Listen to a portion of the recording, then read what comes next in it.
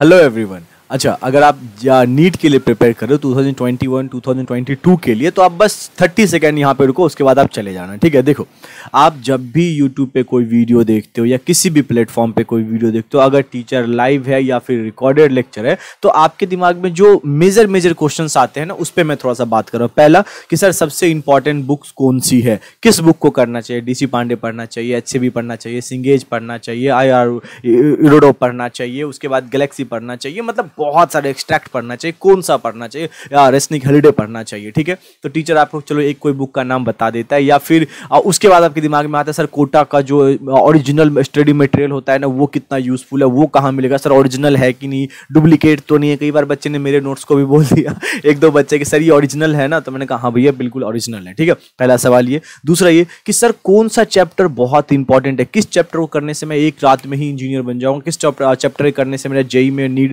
में मेंस में एडवांस में बहुत अच्छा सिलेक्शन हो जाएगा, बहुत अच्छा रैंक आ जाएगा। तो टीचर अगर थोड़े भी अच्छे रहते हैं तो वो हंस के बस एक बात कहते हैं कि बाबू ऐसा नहीं हो सकता, आपको सारे ही चैप्टर पे इक्वली टाइम देना पड़ेगा, आप सारे चैप्टर को ध्यान से पढ़ना पड़ेगा। ऐसा नहीं हो सकता कि ये चैप्टर से बहुत सारे क्वेश्चंस आएंगे, इस चैप्टर से क्वेश्चंस नहीं आएंगे, या ये लेस इंपॉर्टेंट है और ये मोस्ट इंपॉर्टेंट है। नहीं, हाँ थोड़ा बहुत होता है, मॉडर्न इलेक्ट्रोस्टैट्स और उसके बाद मैकेनिक्स इन सबको मिला के हम कुछ कुछ चीजें बोल देते हैं, जस्ट कि बच्चा को थोड़ा सा अंदर से एक बूस्ट मिले और इन चैप्टर को पहले कंप्लीट तो करे, बाद में तो उनसे दूसरे चैप्टर कंप्लीट करवा भी लेंगे। ये चीजें आप लोगों के दिमाग में हमेशा रहता है। तो देखो, अब मैं इसका सॉल्यूशन बताने के लिए आया हूं। ठीक है, मतलब मैं इंजीनियर हूं, तो इंजीनियर को जाना जाता है सॉल्यूशन बताने के लिए कि प्रॉब्लम्स को कैसे सॉल्व किया जाता है, तो उसके हिसाब से मैं बता रहा हूं। देखो, वो चीज बताने से पहले मैं एक छोटी सी बात बताता हूं जो आप लोगों को नहीं करना है। ठीक है, आपको नहीं करना है, ऐसा बिल्कुल भी नहीं करना है। वो आपको आज से 6 महीना, 1 साल, 1.5 साल, 2 साल बाद जैसे आप प्रिपेयर करो उस हिसाब से आपको वो चीजें करना पड़ेगा, अभी नहीं करना। बट बता रहा हूं, जब आप इंजीनियरिंग में जाओगे ना, तो आप पूरे सेमेस्टर अपना मस्त तरीके से पढ़ाई लिखाई कितना होता है तो आपको पता चलेगा,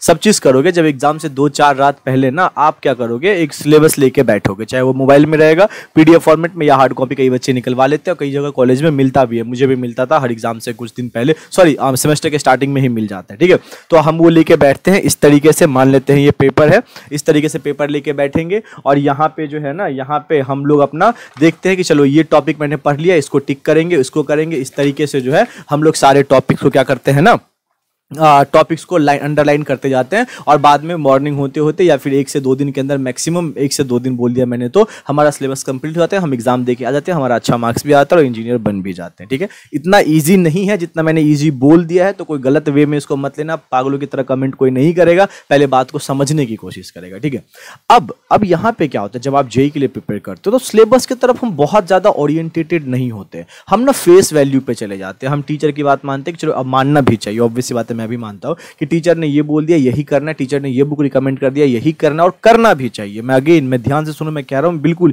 ये चीजें करनी चाहिए, बात समझ में आए, ये चीजें किसी भी हालत में करना चाहिए। लेकिन जो अगर एक सबसे इंपॉर्टेंट पॉइंट की अगर हम बात करें ना, कि बेस्ट वे क्या होता है जिस तरीके से आप प्रिपरेशन कर सकते हो, बेस्ट तरीका क्या होता है, तो देखो, मान लेते हैं कि हमारा मानते क्या, हमें पता है हमारा जेई मेंस का, नीट का, सबका अपना एक ऑफिशियल वेबसाइट होता है। तो जेई का ऑफिशियल वेबसाइट मैं लिंक कोशिश करूंगा यहाँ पे डिस्क्रिप्शन में दे देने का, और कोशिश क्या करूंगा मैं दे दूंगा। ठीक है, वहां पे आप जाओगे तो यहाँ पे आपको दिखेगा एक सिलेबस के लिए। ठीक है, अभी हालांकि 2020 का लिखा हुआ और सेम ही सिलेबस है, जहां तक मैंने हर वेबसाइट पे चेक किया, बहुत सारे हजारों वेबसाइट पे चेक किया ना, तो वहां पे सेम सिलेबस को डाला गया, तो यही सिलेबस है। ठीक है, यहाँ पे सिलेबस लिखा होगा, इस सिलेबस पे जाके आप क्लिक करोगे तो वो आपको एक PDF फाइल मिल जाएगा, वहां पे फिजिक्स, केमिस्ट्री, मैथ्स, बायोलॉजी जो भी सब्जेक्ट होते हैं सारे सब्जेक्ट के वहां पे डिटेल एनालिसिस के साथ आपको दिया हुआ सिलेबस। मान लेते हैं कि उसमें पहला चैप्टर है यूनिट्स एंड मेजरमेंट।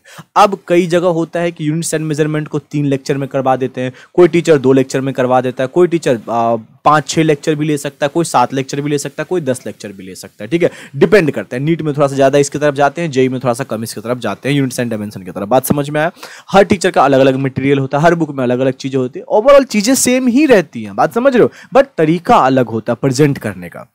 तो आप कैसे समझोगे, अगर आप सेल्फ स्टडी करते हो तो आपको कैसे पता चलेगा कि नहीं भाई साहब मुझे तो इस तरीके से करना है, मुझे इस तरीके से जाना है, ये मेरे लिए बेहतर होगा, कैसे चूज करोगे ये चीज। तो ये चूज करने का जो बेस्ट वे होता है, जो सबसे अच्छा तरीका होता है, आप ये देखो, आप वहां पे जैसे PDF फाइल डाउनलोड कर लोगे, PDF फाइल डाउनलोड करने के बाद जो है ना, अच्छा बीच में आप लोग ना 1 सेकंड के लिए रुको, मुझे लग रहा है कि मैं ये बोल तो रहा हूँ इतनी सारी बातें, ये रिकॉर्ड नहीं हो रहा है, अगर रिकॉर्ड नहीं हो रहा होगा ना तो काफी नहीं, ये हमारा रिकॉर्ड हो रहा है, सॉरी, हाँ ये हमारा रिकॉर्ड हो रहा है, मुझे लग रहा था रिकॉर्ड नहीं हो रहा है, ठीक है। तो जैसे कि अब देखो यूनिट्स एंड डायमेंशन हो गया, अब इसमें मैं कितना टाइम दूं, कितना टाइम मुझे इन्वेस्ट करना चाहिए, कितना मेरे लिए बेहतर होगा। तो सबसे अच्छा तरीका है कि आप एनटीए के अकॉर्डिंग जाओ ना, जो आपको ऑफिशियल्स बोल रहे उसके अकॉर्डिंग जाओ। देखो सबसे पहले उसमें क्या पढ़ना है, फिजिक्स, टेक्नोलॉजी एंड सोसाइटी के बारे में थोड़ा सा इन्फॉर्मेशन होना चाहिए, एसआई यूनिट के बारे में इन्फॉर्मेशन होना चाहिए, फंडामेंटल एंड ड्राइव यूनिट के बारे में इन्फॉर्मेशन होना चाहिए, लीस्ट काउंट के बारे में इन्फॉर्मेशन होना चाहिए, एक्यूरेसी एंड प्रिसीजन, ये मेजरमेंट इंस्ट्रूमेंट, एरर मेजरमेंट, इस तरीके से।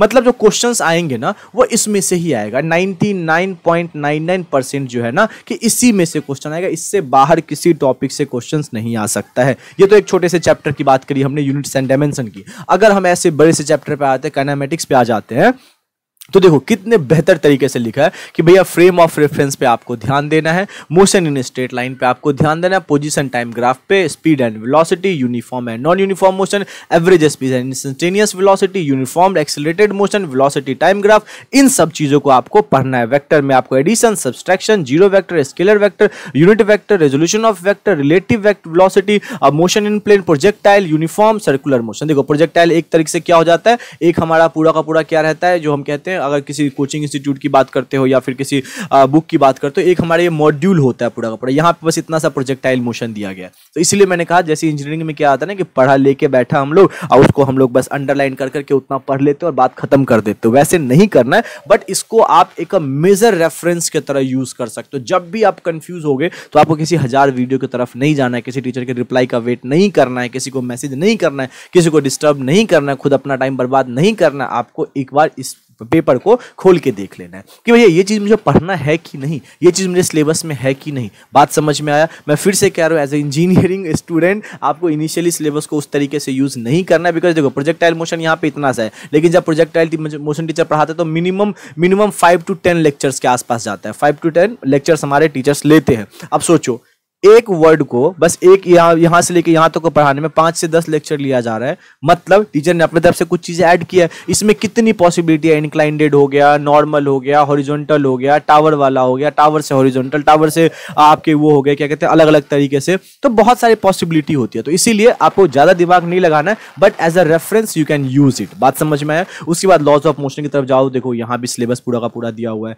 और वर्क पावर एनर्जी की तरफ जाओ तो यहाँ भी पूरा सिलेबस दिया हुआ है। तो इसी तरीके से मैंने सारे चैप्टर्स के यहाँ पे बना दिया। आप चाहो तो इसको यहाँ से डाउनलोड कर सकते हो, स्क्रीनशॉट ले सकते हो। लिखने में टाइम बर्बाद मत करना, that will only wastage of time. ठीक है, काइनेटिक गैसेस थ्योरी हो गया आपका, ऑसिलेशन एंड वेव्स हो गया, ये सारे यहाँ पे लिखे हो, तो आपको लिखने में टाइम बर्बाद अपना नहीं करना है। चाहो तो स्क्रीनशॉट ले लो या मैं डिस्क्रिप्शन में इसका लिंक दे दूंगा, आप लोग डायरेक्टली वहां से डाउनलोड कर सकते हो या उस पेज को होम मार्क कर सकते हो, बुक मार्क करते हैं सॉरी, उस पेज को आप बुक मार्क कर सकते हो। ठीक है, तो ये तो मैंने सिर्फ 11th के पोर्शन का बनाया, 11th का पोर्शन का बनाया। अगर 12th वाले बच्चे भी इंटरेस्टेड हैं, वो चाहते हैं कि इस टाइप की चीजें कुछ उसके पास हो, तो मुझे बताओ कमेंट बॉक्स के नीचे, 12th के लिए भी बनाओ, मैं 12th के लिए भी बना दूंगा। मेरे लिए कोई बहुत बड़ा चीज नहीं था काम करना, काफी ईजी काम था एज कम्पेयर टू लेक्चर बनाना। तो मैंने सोचा कि चलो एक बार बात कर लेते हैं, क्योंकि बहुत सारे बच्चे कई बार ये डॉट लेके आते हैं कि सर क्या पढ़ना है क्या नहीं पढ़ना है। तो आप वैसे क्यों नहीं चलते हो जैसे आपको ऑफिशियल्स बोलते हैं चलने के लिए। ठीक है, अगेन डिस्क्लेमर मैं दे रहा हूं, टीचर जो करवा रहे हैं वो आपको करना ही है। सिलेबस मैंने सिर्फ और सिर्फ एक रेफरेंस के लिए आपको दिया है कि आप इसको रेफर कर सकते हो, पूरी तरीके से इस पे डिपेंड रहने की जरूरत नहीं है, बिकॉज प्रोजेक्टाइल का मैंने एग्जांपल आप लोगों को दिखाया। तो चलिए इस वीडियो को लाइक कर देना। और अच्छा हाँ, हमारा एक बहुत ही मेगा कोर्स चल रहा है, that is known as the Vishwas. ठीक है, जो कि 11th और ये एक हमारा टाइम सेवर, ये हमारा एक टाइम सेवर कोर्स है for JEE and NEET 21 and 22 के लिए। ठीक है, तो इसमें 11th भी हम कंप्लीट करवा रहे, 12th भी हम कंप्लीट करवा रहे। तो अगर आप इंटरेस्टेड हो तो प्लीज जाके इस वीडियो के बारे में डिटेल्स देखो। मैं आई बटन में भी कोशिश करूंगा लिंक दे देने का, और डिस्क्रिप्शन में भी मैं कोर्स इस कोर्स से रिलेटेड डिटेल्स डाल दूंगा। ठीक है, चलिए तब तक के लिए बाय बाय, जय हिंद, मिलते हैं किसी नेक्स्ट वीडियो में।